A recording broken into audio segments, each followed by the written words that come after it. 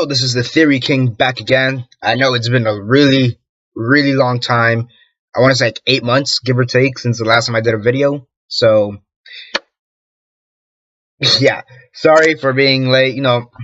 Life just kind of gets in the way, so I don't do videos as often. But I still want to try to continue this channel in some way. So, yeah, I'm hoping you also Infinity War because it's been out for about the past 3 weeks to a month by this point. It's been out for about a month at this point. So, you haven't seen it yet.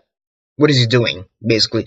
So yeah, as you can tell by the name of this video, should StarLord have died in Infinity War?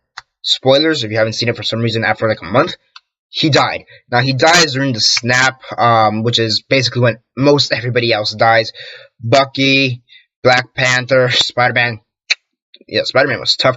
Groot, which by the way, for those who don't know, Groot's last words were to Rocket were "Dad." So that's even more heartbreaking.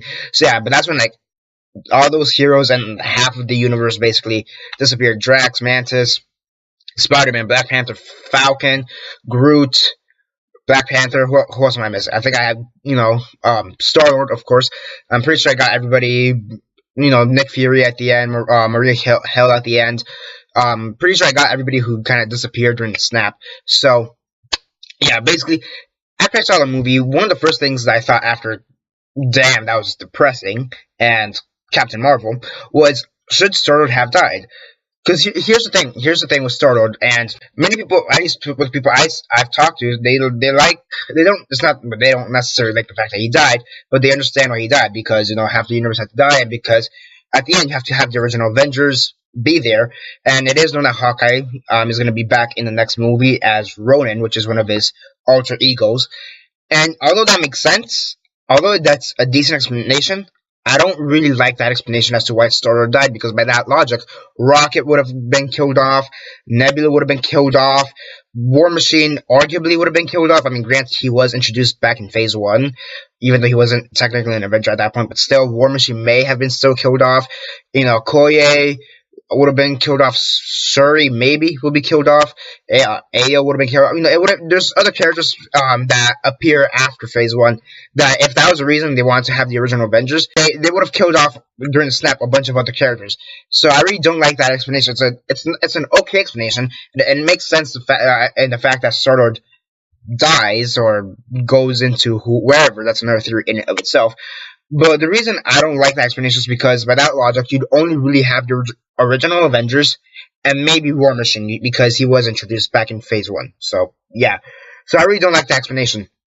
So, for me, honestly, I don't think StarLord should have died. In my opinion, I don't think StarLord should have died. I don't think he should have disappeared during the snap, because for Phase 4, it just takes out a whole new dramatical aspect that I think could have been there had StarLord survived. Hear me out. Ooh, Doctor Strange. That's who else died.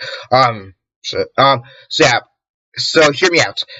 Would it have made more sense had StarLord lived and then see the consequences of what he did afterwards? Because when you look at the movie, the reason Thanos still had the gauntlet at the end is because he lost his shit after he found out that Gamora died at the hands of Thanos. Think about it. He sees that, he realizes, because even at that point, he also did realize that the glove just came off, and he grabbed at that last minute out of Spider-Man's hand. So after everybody dies, after Spider-Man has that emotional goodbye, basically, before he dies, Star sees everything, he's like, shit, what the fuck did I do? And we could have seen the progression of all that happening in Avengers 4. And in my opinion, that's a huge dramatical loss, in my opinion. And honestly, I don't think they should have killed StarLord. I think they should have kept him so he could see what happened and what the effects of him freaking out for those 5 seconds basically did to the entire universe, to the whole fabric of space and time in the universe. So, in my opinion, I don't think StarLord should have died. I'm just saying. It just makes more sense if StarLord would have lived. In my opinion, I don't think they should have killed StarLord because of that. They just lost a huge dramatic punch they could have used for the second movie. Aside from, mourning over Gamora, he could have, seen what happened to the rest of the universe. And then think about it.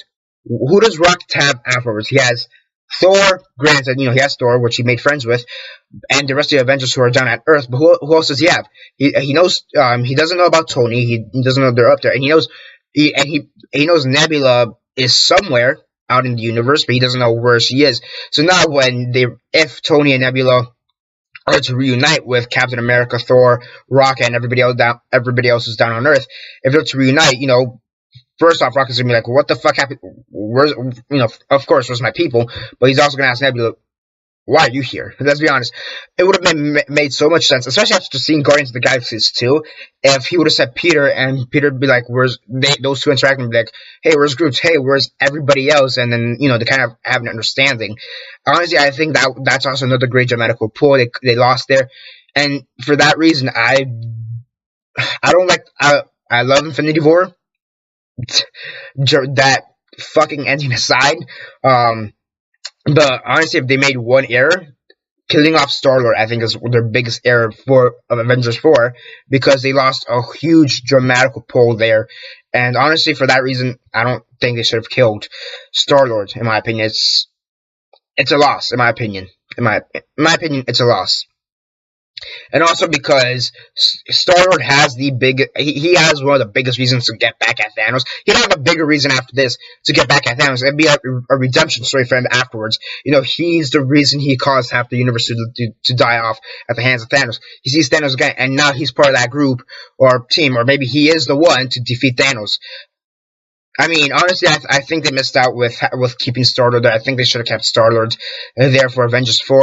Now, I do know he is going to come back in some capacity, but I highly doubt it's going to be for the takedown of Thanos.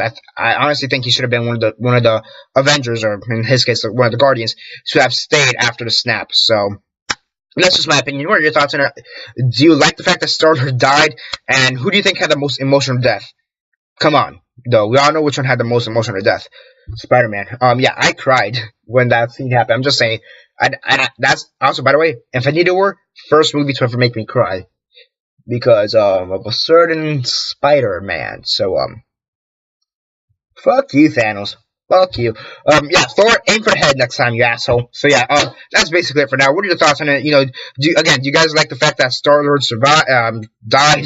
Do you think he should have survived? And do you like my reasoning for why he should have survived? Comment all that down below. Let me know. This is the Theory King signing off.